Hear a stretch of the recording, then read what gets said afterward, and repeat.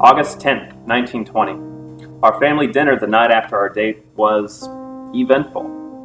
She sat across from me, and every so often I could see her glancing up at me and smiling. I did the same back at her, and she even started blushing. No one seemed to notice our flirtations, or so I thought. Halfway through the meal, I saw my brother make his signature move, his characteristic toying with his hair, and then he started walking over to just behind her chair. I just had this feeling that something bad was about to happen. My brother leaned down and, in front of everybody, asked her out for a walk in the park for the next evening. Before she responded, I saw her look over at me, but I was too focused on killing my brother with a glare. How dare he publicly declare his affection for her like that? How dare he make a move on her in front of me? I needed to do something about their date. I couldn't let her get away that easily.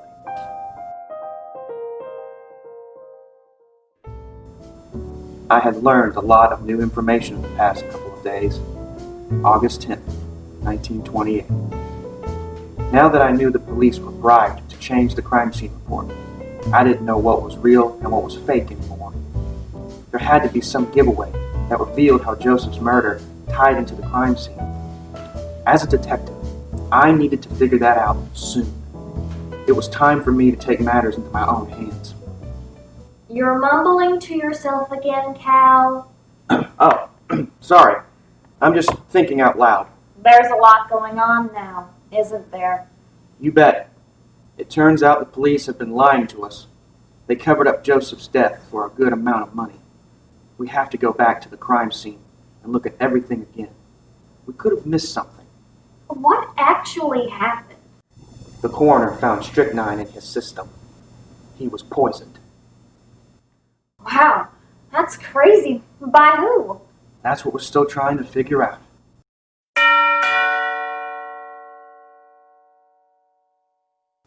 Detective Easton, Jean, welcome back. Come in. Thank you. Sorry to intrude, but we need to go check on the murder scene again. There have been some new developments. Murder? What are you talking about? As he said, there have been some new developments. Is Andrew home? Andy? No, he's at work, but I'm sure he wouldn't mind. Go right ahead. As a matter of fact, I'll come with you. Okay. Thank you. It looked the same as when I first saw it. The blood stain on the carpet had seeped into the floor, leaving a stain. But the tea, it's strange somehow. I can't put my finger on it, but something about that stack of books and the teacup didn't seem right to me. I would have to come back to it. Jean, are all the photographs the same? Nothing's changed? Yes, sir. Everything's the same. Nancy, has anyone been in here recently? No, sir, no one other than you and Miss Jean. The only people who have been in here since the initial investigation have been accompanied by you. I see. Jean, look around for any papers. Maybe the person who killed Joseph expressed some hate towards him. With poison, I feel like it would have to be premeditated. You got it, boss. I can't believe someone would do this to him. He was such a kind man. Money will make people jealous, even if you don't know that person. After all, it is the root of all evil. Yes, I guess you're right. I didn't find anything suspicious. It's mostly company records and such. There isn't anything that can really help our case. Same here. God, I feel like something is wrong. What if we reenacted what could have gone down? Maybe then we can finally figure out what happened realistically. Go ahead. I'll take notes. Okay, I'm Joseph. I walk into my office after a long day with a cup of tea. I take a sip, and then I trip over a stack of books and fall forward. My teacup flies from my hands and splashes in front of me. Wait, there aren't any tea stains under the body. If he fell forward, it would be all over the carpet.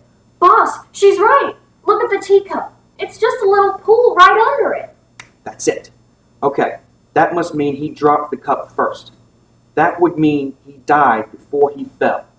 Since we now know his head injury didn't kill him, the books must have been planted as evidence. So what was in the cup? The poison must have been in his tea. Well, that doesn't make sense. The cook makes the tea.